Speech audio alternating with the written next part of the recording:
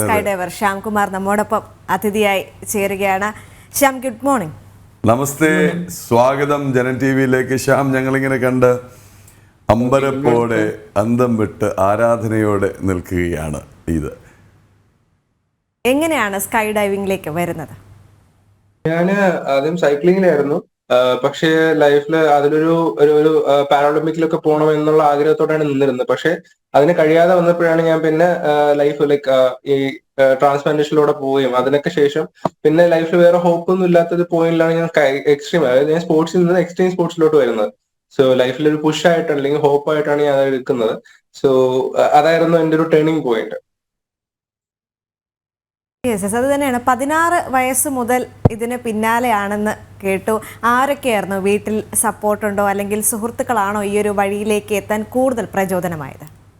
ഇല്ലില്ല, 16 വയസ്സ് വരെ അല്ല. ഞാൻ ട്രാൻസ്പ്ലാന്റേഷൻ കഴിഞ്ഞതിന് ശേഷം 16ഓളം സർജറി എനിക്ക് ബോഡി ചെയ്തിട്ടുണ്ടെന്നാണ് ഉള്ളത്. സോ 16 വർഷം വരെ ഞാൻ വീട്ടിനകത്തുമായിരുന്നു. സോ അതിനുശേഷമാണ് ഞാൻ എന്താ പറയാ ഈ സൈക്ലിംഗ് സ്റ്റാർട്ട് ചെയ്യുന്നതും സൈക്ലിങ്ങിനകത്ത് ഓരോരോ കാര്യങ്ങൾ ചെയ്തുകൊണ്ടിരുന്നത്.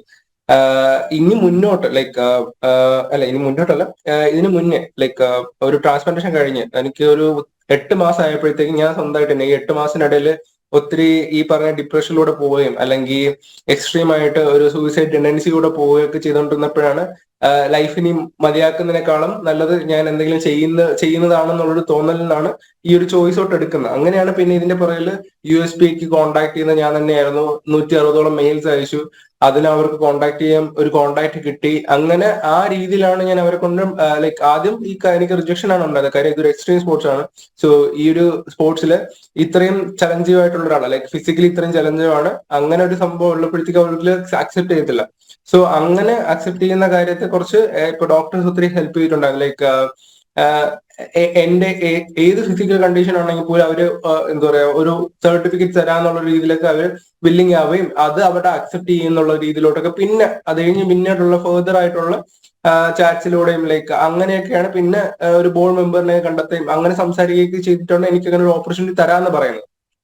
പിന്നെ നെക്സ്റ്റ് ഒരു ഡ്രോപ്പ് സോൺ കണ്ടെത്തുകയും അവിടെ പോയി ട്രെയിൻ ചെയ്യാനും വേണ്ടിയിട്ട് പിന്നെ അടുത്ത സ്റ്റെപ്പോടെ ഞാൻ ഈ പറഞ്ഞ മെയിൽസും കാര്യങ്ങളൊക്കെ ഒരു രീതിയിൽ കോൺടാക്ട് ചെയ്ത് ഞാൻ തന്നെയാണ് ചെയ്തതും ഞാൻ തന്നെയാണ് പോകുന്നത്. ഞാൻ അപ്പോഴും എനിക്ക് ഇങ്ങനെ ഫ്രണ്ട്സും കാര്യങ്ങളൊന്നും ഇല്ലായിരുന്നു. സോ ആ രീതിയിലാണ് ഞാൻ പൊയ്ക്കൊണ്ടിരുന്നത്. ലൈഫിൽ മൊത്തം ഒരു ഒറ്റയ്ക്കുള്ള ജീവിതമായിരുന്നു. സോ വീട്ടിലും എനിക്ക് അങ്ങനെ ആരുടെ സംസാരിക്കാൻ പറ്റുന്ന ഒരു സ്റ്റേജ് അല്ലായിരുന്നു. പിന്നെ ഞാൻ ഇത് കിട്ടിയതിന് ശേഷം ലൈക്ക് ഞാൻ പുറത്ത് പോകുന്നുണ്ടെന്ന് ഞാൻ പറയുമ്പോഴാണ് ഞാൻ അമ്മ അടുത്ത് പറയുന്നത് ഞാൻ ഇങ്ങനെ ഒരു കാര്യം ചെയ്യാൻ വേണ്ടി പോവുകയാണെന്ന് ഞാൻ പറയുന്നത്. സോ ഇതായിരുന്നു ടേണിംഗ് പോയിന്റ്.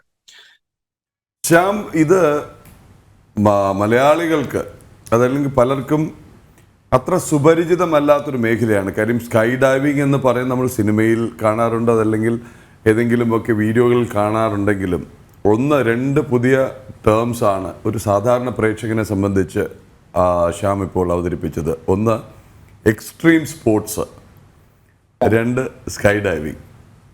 ഇത് രണ്ടും ഒന്ന് പറയൂ. കാര്യം ആൾക്കാർ ഒരു പക്ഷേ ഇതേക്കുറിച്ച് അറിയും. എക്സ്ട്രീം സ്പോർട്സ് എന്നൊരു സ്പോർട്സ് ഉണ്ടെന്ന് ഒരു സാധാരണ പ്രേക്ഷകൻ ഒരു പക്ഷേ തിരിച്ചറിയുന്നുണ്ടാവില്ല. അതിൽ തന്നെ സ്കൈ ഡൈവിങ്ങിനൊരു സ്കോപ്പ് ഉണ്ട്, അല്ലെങ്കിൽ ഇതൊരു സ്പോർട്സ് ഇനമാണ്, അതല്ലെങ്കിൽ ഒരു ഹോബിയാണ് എന്നുള്ളത്.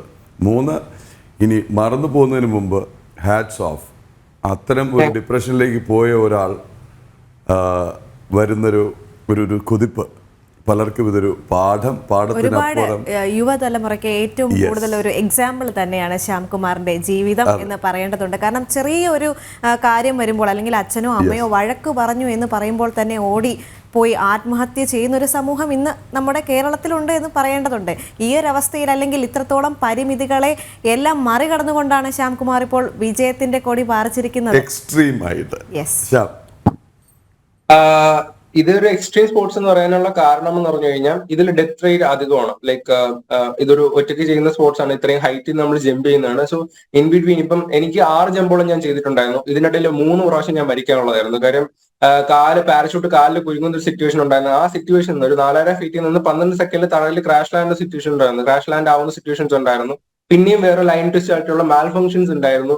സോ ഈ കെനോപ്പിയിൽ നമ്മൾ ഇറങ്ങുക എന്ന് പറയുന്നത് ഭയങ്കര ഈസി ആയിട്ടുള്ള ഒരു കാര്യമല്ല. ഇതിനകത്ത് ട്രെയിൻ ചെയ്യുന്നവരാണെങ്കിൽ പോലും പലർക്കും സിറ്റുവേഷനിൽ ഉണ്ടാവാറുണ്ട്. അത്രയും എക്സ്ട്രീംലി ഒരു റിസ്കി ആയിട്ടുള്ള സ്പോർട്സ് ആയതുകൊണ്ട് ഒരു എക്സ്ട്രീം റിസ്കി സ്പോർട്സ് എന്ന് ശ്യാമിനെ പോലെയുള്ളവർ കൂടുതൽ ഈ സമൂഹത്തിൽ ഉണ്ട് എന്നറിയുമ്പോൾ ഏറ്റവും കൂടുതൽ സന്തോഷമാണ് ഉണ്ടായിക്കൊണ്ടിരിക്കുന്നത്. കാരണം ഇത്രത്തോളം വലിയ റിസ്കി എലമെന്റ്സ് എല്ലാം കയ്യിൽ വെച്ചുകൊണ്ട്, അല്ലെങ്കിൽ ഇത്രത്തോളം പരിമിതികൾ ഭേദിച്ചുകൊണ്ട് ചോദ്യം ചോദിക്കുമ്പോൾ പോലും വന്ന മറുപടി ഞാൻ പ്രതീക്ഷിച്ചില്ല. 2 വട്ടം മരണത്തിന്റെ അടുത്തെത്തി എന്നുള്ളതാണ് പറയുന്നത്. പാരഷൂട്ട് കാലിൽ കൂടി എക്സ്ട്രീം സ്പോർട്സ് എന്ന് ഞാൻ ചോദിക്കുമ്പോൾ പോലും ഈ ഉത്തരം അല്ല പ്രതീക്ഷിക്കുന്നത്.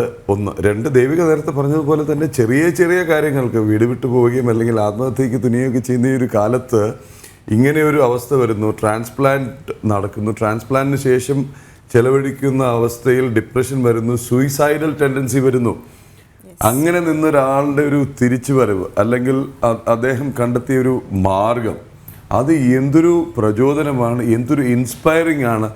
ഇതൊരു പക്ഷേ ഞാൻ പറയുന്നത് ഈ ശ്യാമിൻ്റെ ഈ അനുഭവം, ഈ പറയുന്ന കാര്യങ്ങൾ പാഠപുസ്തകത്തിന്റെ ഭാഗമാകേണ്ടതാണെന്ന് എനിക്ക് തോന്നുന്നു. അത് മാത്രമല്ല, സ്കൈ ഡൈവിംഗ് എന്നെല്ലാം പറയുമ്പോൾ ഇന്ന് ഇൻസ്റ്റഗ്രാമിലും മറ്റും ഇതെല്ലാം കണ്ടത് അനുകരിക്കാൻ വേണ്ടി പോകുന്ന ചില ആളുകളുമുണ്ട്. അത് ശ്യാമിന്റെ വാക്കുകളിലൂടെ കൃത്യമായി മനസ്സിലാക്കേണ്ടത് അദ്ദേഹം 2 തവണ മരണത്തെ അഭിമുഖീകരിച്ചതിന് ശേഷമാണ് വിജയത്തിലേക്ക് എത്തിയത് എന്നതാണ്. ഏറ്റവും കൂടുതൽ ട്രെയിൻഡ് ആയിട്ടുള്ള ആൾക്കാർക്ക് പോലും ഇത് ദുർഘടമായ ഒരു അവസ്ഥയാണ് എന്നുകൂടി ഈ ഒരു അവസരത്തിൽ പറഞ്ഞു വെക്കുന്നുണ്ട്.